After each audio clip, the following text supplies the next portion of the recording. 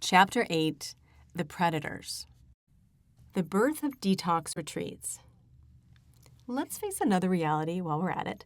We're all going to die, even those longevity wellness gurus. I'm all for enhancing well-being and guiding our bodies and mind towards staying healthy. But some of these wellness influencers, or so-called biohackers, take it too far, frequently promoting a one-size-fits-all approach to wellness based on pseudoscience. While some longevity gurus have legitimate expertise and offer scientifically backed advice, many regurgitate overhyped claims and unproven methods to sell products, services, or programs aimed at achieving a longer, healthier life. They often ignore the complex individual factors that influence aging, such as genetics, environment, mental health, socioeconomic status, and unique body chemistry. What works for a 20-year-old woman is certainly different than what will work for a 50-year-old woman, let alone the other myriad of variables influencing someone's health. Their solutions are often packaged with expensive subscriptions, supplements, or personalized coaching, once again, preying on people's insecurities and fears.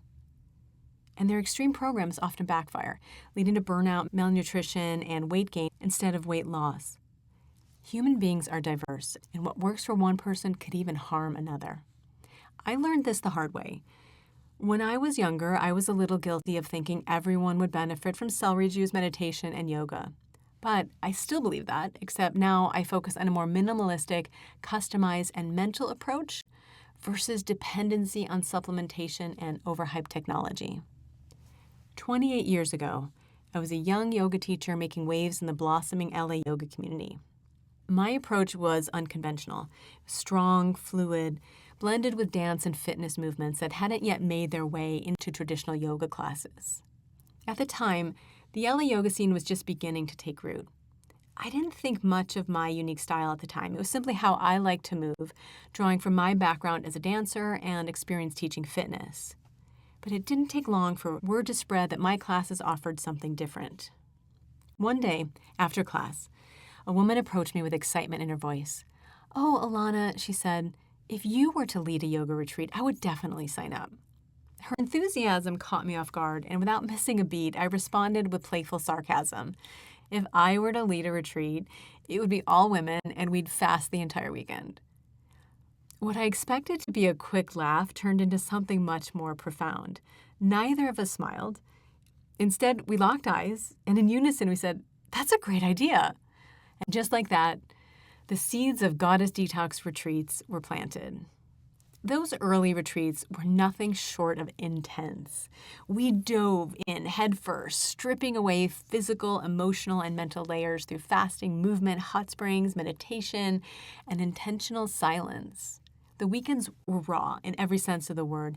I vividly remember the smell of garlic clinging to my hands, a sensory reminder to the intense detox process we had embarked on. I worked closely with Native American tribes, incorporating sweat lodges, silent nature hikes, and rituals that connected us to the land and our deeper selves. There was no playbook, no template, no social media to show me what a retreat should look like. It was never done before, so I was following my instincts and a willingness to explore. It was exhilarating, liberating even, because I wasn't limited by expectations or preconceptions. I was in the moment. Instagram wasn't around back then, and in retrospect, I'm grateful for that, even though countless extraordinary moments have to live in our hearts and not in our social media feeds. There was no pressure to make things look wanderlust perfect or photo ready. It was messy, uncomfortable, beautifully real, and always in divine time. We peeled back layers, sometimes too fast and sometimes too deep. And that's the thing about transformation. It isn't always gentle. Early on, I noticed how profoundly people responded to fasting, and we began to see the almost miraculous drastic changes in our lives post-retreat. We were manifesting before manifestation became a hashtag. Some experienced breakthroughs they weren't ready for, while others seemed to thrive in the freedoms that fasting created. It became clear to me that this work required balance, a delicate dance between pushing limits and knowing when to pull back. Less is more. Over time, I developed a more thoughtful approach, refining the structure and intensity of the retreats. I've come to believe that true transformation only happens when we enter a state of surrender, when we meet ourselves at the edge of our personal boundaries, whether that's physical, emotional, or mental. Lasting change arrives not through force, but through gentle acceptance, allowing the body to tap into its innate ability to heal. When we give our extraordinary spirits the space to restore balance to both mind and body, profound and sustainable shifts naturally unfold. I discovered that, more often than not, less truly is more, especially when it comes to the human body and personal transformation. Extremes and force often hinder growth and restrict our ability to expand. Just as children struggle to learn under pressure or coercion, adults need space and gentleness to thrive. The most important gift I could offer my retreat participants was a safe space, a place where they could breathe, pause, and allow themselves to unfold naturally in their own time. Today, there's an overwhelming abundance of supplements, which can easily become another avenue for corporate greed. While many supplements are marketed as essential for health and well-being, the wellness industry also preys on people's fears and desires for quick fixes. Some companies push unnecessary or ineffective products, again prioritizing profits over consumer well-being. After completing a cleanse, you'll likely notice a heightened sense of awareness around what your body truly needs. When the blockages of processed foods and toxins are cleared away, your body's signals become easier to interpret, whether it's a craving for certain nutrients or a newfound sensitivity to foods that don't serve you. This intuitive connection allows you to make more informed decisions about your health and helps you to identify when something feels out of balance. While intuition plays a very important role, it's still valuable to consult with your doctor. A basic panel of blood work can identify deficiencies such as low levels of vitamin D, iron, or B12, which can subtly impact overall well-being. Especially as we age, mild supplementation can be very beneficial to maintaining optimal health. However, it's important to approach supplementation with caution, rotation, and intelligence, not with dependency.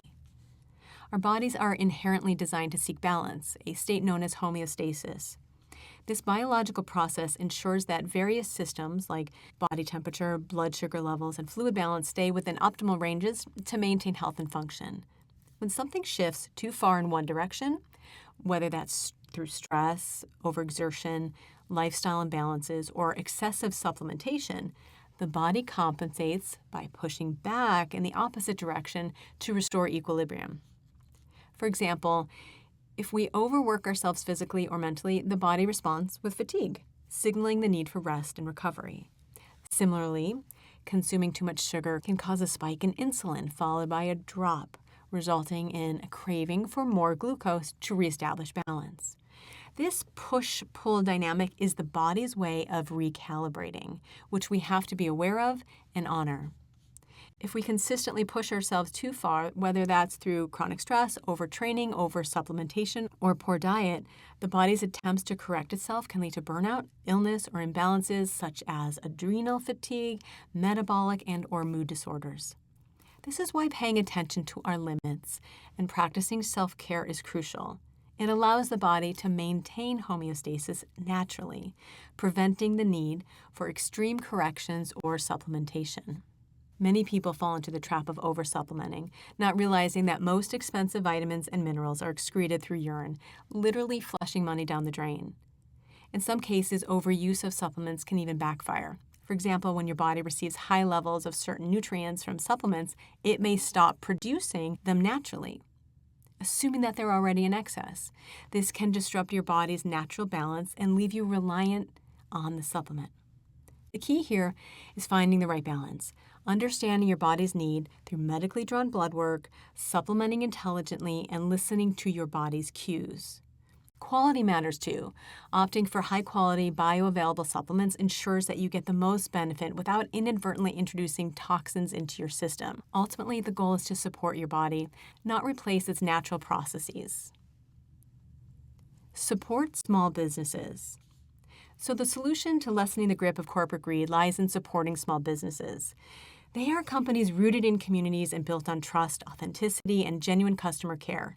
And you've likely heard the following slogan: when you support a small business, you're not just buying a product or service, you're investing in a person, a dream, and a community. Unlike faceless corporations driven by profit, small businesses are built on passion and a commitment to quality over quantity. Additionally, supporting small businesses contributes to healthier market competition, which helps keep those larger corporations in check. It shifts the power balance away from monopolies that dominate industries and ultimately limit opportunities for entrepreneurs. Make buying choices that align with your values and vote with your wallet by supporting businesses that prioritize authenticity, fairness, and human connection. Say no to impersonal, profit-driven models that disregard consumer well-being or put health at risk. Through small, intentional actions, we can revive the original spirit of business, and every mindful purchase that you make contributes to a shift away from exploitive practices and corporate greed. You hold the power to make these changes.